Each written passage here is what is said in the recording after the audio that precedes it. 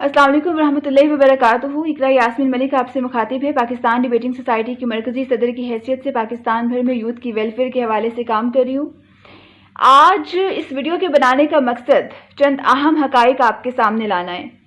1995 में मेरे वालिद जो कि सरकारी मुलाजमत से ट्रांसफ़र होके सून से केसर से रब्वा आते हैं और मेरी जाए पैदाइश रब्वा ही है।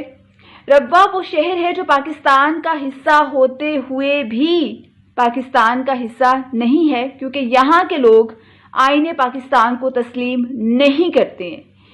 अहले रब्वा यानी कादियानी वो लोग हैं जो कि नबी पाक सल्लल्लाहु अलैहि वसल्लम को आखिरी नबी नहीं मानते, बल्कि गुलाम अहमद कादियानी को आखिरी नबी मानते हैं। और ये वो शख्स है जो कि अंग्रेज़ों का एक ब्रांड है, जो कि एक दज्जाली फितना है, जिसको सोचे समझे मंसूबे के तहत मुसलमानों के दरमियान लाया गया।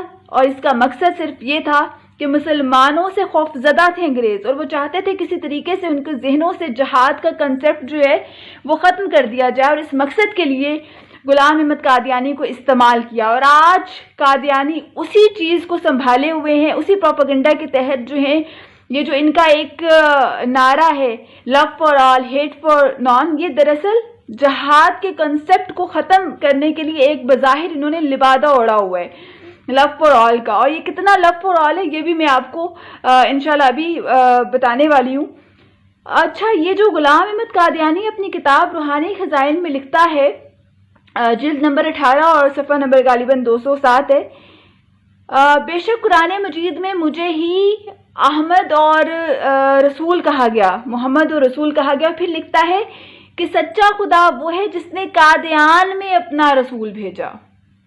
सुनिए, यहाँ ये साबित होता है कि कादियानी जो खुद को अहमदी मुस्लिम लिखते हैं हर जगह और मुसलमान कहलवाने की जिद पे अड़े हुए, वो किसी तौर भी मुसलमान कहलाने के तो क्या गैर मुस्लिम कहलाने के भी हकदार नहीं है, क्योंकि वो तो मुर्तदीन है। वो मुर्तद जिनके खिलाफ हज़रत अबू बकर सिद्दीक़ रज़ियल्लाहु अन्हु ने जिहाद किया।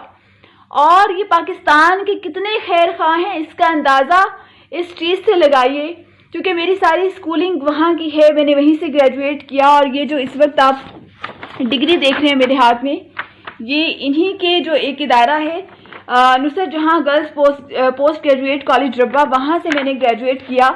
तो हमें मॉर्निंग असेंबली में पाक सरजमीन शाद बात ये नहीं पढ़ाया जाता था, लब पे आती है दुआ बन के तमन्ना, ये नहीं, बल्कि ये एक ऐसी पॉलिसी पे काम कर रहे हैं और अपने बच्चों की जहन साजी कर रहे हैं जो आने वाले 10 से 15 साल में इंतहाई इस मुल्क के लिए खतरनाक साबित हो सकती है।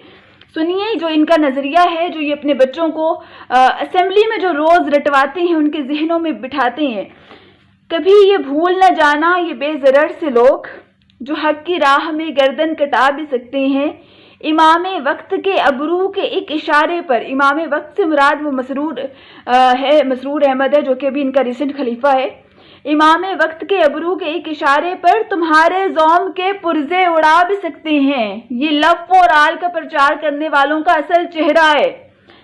कभी ये भूल ना जाना ये पुरअमन से लोग वक्त आने पे असलहा उठा भी सकते हैं। सदर उमूमी के दफ्तर पे जब रेड हुआ तो असलहा बरामद हुआ, ये हकीकत पर मबनी चीजें हैं। इमाम वक्त के चेहरे पे जो मलाल आए तुम्हारी 7 नस्लें मिटा भी सकते हैं। ये कादियानी धमका रहे हैं, धमकी दे रहे हैं मुसलमानों को, उम्मत मोहम्मदी को। और समझ से बालातर है कि हर चौथे रोज जो है, हर चौथे महीने किसी न किसी को हमदर्दी का बुखार चढ़ जाता है। कभी कादियानी को ओहदा देने की बात होती है, कभी खत्मे नबूवत की मोहर को छेड़ दिया जाता है, उसमें तरमीम की जाती है, कानून में उसकी बात होती है, कभी जो है वो इनको अकलियत के हकूक देने की बात होती है। कौन से हकूक? ये आईने पाकिस्तान को नहीं मानते तो इनको अकलियत के हकूक दिए कैसे जा सकते हैं? ईसाई अगर वो हकूक ले रहे हैं तो वो मानते हैं 1973 के आइन को तस्लीम करते हैं, यहूदी मानते हैं, हिंदू मानते हैं, कादियानी नहीं मानते हैं। आप ये देखें पाकिस्तान में ऐसा कौन सा शहर है जहां पे मीडिया की रसाई नहीं है? ईवानों से लेके प्राइम मिनिस्टर हाउस तक मीडिया पहुंच जाता है, लेकिन रब्वा में मीडिया को, पाकिस्तानी मीडिया को कवरेज करने की इजाजत नहीं है। आप वहां जाके कवरेज नहीं कर सकते, आप उनके दफातर को विजिट नहीं कर सकते। और کیونکہ وہاں ان دفاتر میں آئے روز دن رات جو ہے وہ ملک کے خلاف سازشیں ہو رہی ہوتی ہیں، تو کیسے وہ وزٹ کرنے دے سکتے ہیں آپ کو؟ انہوں نے جگہ ریلیز پہ لی تھی 100 سال کے لیے گورنمنٹ سے، اور آج تک اس کا ٹیکس پے نہیں کیا۔ آپ یہ دیکھیں، ربوہ سے لے کر احمد نگر اور اس سے آگے لالیاں اور سیال موڑ تک یہ زمینیں خرید چکے ہیں اور وہاں اپنی بستیاں بسا چکے ہیں، ملک بھر میں اپنے لوگوں کو لا کر کے آباد کر کے اور ایک مضبوط اپنا نیٹ ورک بنا رہے ہیں۔ آج اگر ہم نے اس قادیانیت پر ایک واضح حکمت عملی نہیں اپنائی، یاد رکھیے گا جو نبی پاک صلی اللہ علیہ وآلہ وسلم کے لیے اپنے دل میں بغض رکھتے ہیں نا، وہ کبھی آپ کے دوست نہیں ہو سکتے، وہ کبھی آپ کے ساتھ جو ہے وہ ایک محبت اور خلوص کے ساتھ پیش نہیں آ سکتے۔